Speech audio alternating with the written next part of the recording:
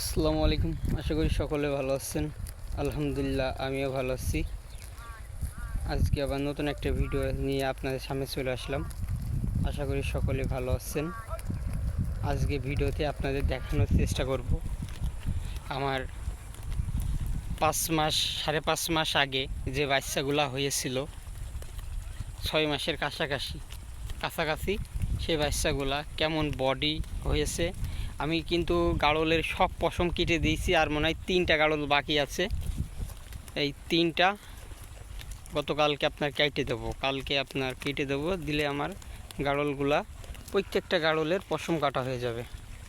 আজকে ভিডিওতে আপনাদের দেখাবো আপনার 5.5 মাস আগে যে বাচ্চাগুলা হয়েছিল, সেই বাচ্চাগুলা কত কেজি বডি ওয়েট হতে পারে, পিওর ব্রিডের বাচ্চা হলে কেমন হয়।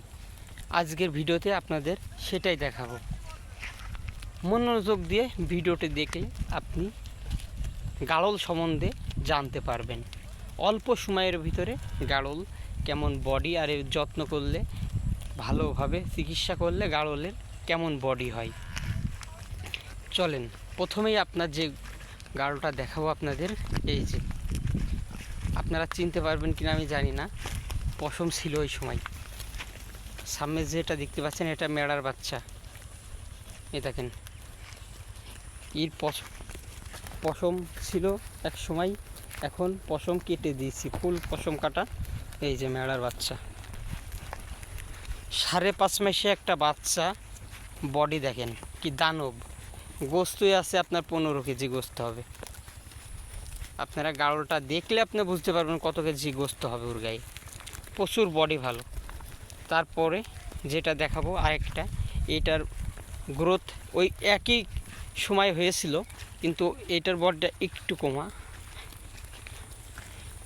কারণ জাতের উপরে নির্ভর করে তো গাড়ল। কিছু জাত খুব দ্রুত বাড়ে, কিছু জাত একটু ঝিটকে কোয়ালিটির থাকে। এ দেখেন আরেকটা যেটা দেখাচ্ছি, এ দেখেন যেটুকি এর গায়ে আছে পুরাই মাংস, সলিড মাংস, কোনো পশম নেই, 1 ইঞ্চি পশমও নেই, পুরাই মাংস। দেখেন পশম দেখেন, একদম চামড়া পর্যন্ত কেটে, চামড়ার উপর থেকে পশম কেটে ফেলেছি। এটাও একটা পাঠার বাচ্চা। এই যে এই মায়েরই বাচ্চা, এই মায়েরই সন্তান এই বাচ্চা, মা প্রেগনেন্ট, বাচ্চা ওইটা। এটার গায়েও প্রায় 12 কেজি গোস্ত আছে, আন্দাজ করে বলছি, কারণ 12 কেজি এমনি হয়ে যাবে, যে গোল একদম গাড়ল পুরা গোল। আর আমাদের এই যে আরেকটা আছে, যেটার বয়স সবথেকে কম, পিওর ব্রিডের অরিজিনাল মা গাড়লের বাচ্চা, একটা পাঠার বাচ্চা, মাটি ছোঁয়া লেজ। ওই যে দেখেন মাটি ছোঁয়া লেজ, ওইটার গায়ে একটু গোশ কম আছে, মানে 10 কেজি মতন হতে পারে, 8-9 কেজি এরকমই হবে। আর একটা দেখাই, এই যে এটা, এই যে আমাদের পিওর ব্রিডের গাড়ল, এটার গায়েও প্রায় 12-14 কেজি গোস্ত আছে, 14 কেজি তো হবেই, আন্দাজ করছি 14 কেজি এমনি হয়ে যাবে। এ প্রচুর ঘাস খায়, দেখেন পেট কিন্তু কেরাম কুলা করেছে, দেখেন আপনারা ভিডিওতে দেখলেই বুঝতে পারবেন রুচি কেরাম ভালো। এই দেখেন পেট খাইয়ে একদম কুলা করে ফেলেছে। আর এটা তো আমাদের কুরবানির মেলা, এবারটা কুরবানি দেওয়া হয়নি, সামনে বছর দেব। এখনই আপনার প্রায় 14 কেজির 15 কেজি গোশ আছে, আপনার আর বছর দিলে কিন্তু ডবল হয়ে যাবে।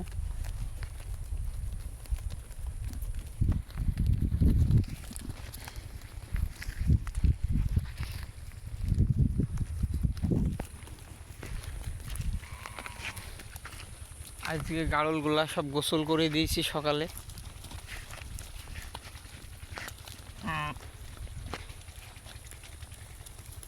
মাঠ প্রায় চষে ফেললো, সবই চষে ফেললো, অল্প কিছু জায়গা আছে। বাসা থেকে অনেক দূরে চলে এসেছি, কারণ ঘাস খুবই কম হয়ে গিয়েছে। কদিন খুব ভালো ঘাস পাইছিল গাড়ল, এই কয়েকদিন থেকে আপনার একটু ঘাস আপনার চইষে ফেলেছে বেশিরভাগ ভুঁই, যেগুলো আপনার ভালো ভালো ঘাস ছিল, শামা ঘাস কোয়ালিটির ঘাস ছিল, এই যে ভুঁইতে যে এরকম ঘাস খাওয়াচ্ছি এরকম ঘাস ছিল। আর এই ধানের ফুড়কি বেশি খেতে চাই না, আর খাওয়ালে সমস্যা আছে, এই জন্য এরকম উঁচুর ভুঁইয়ের ঘাস খাওয়ালে খুবই ভালো হয়।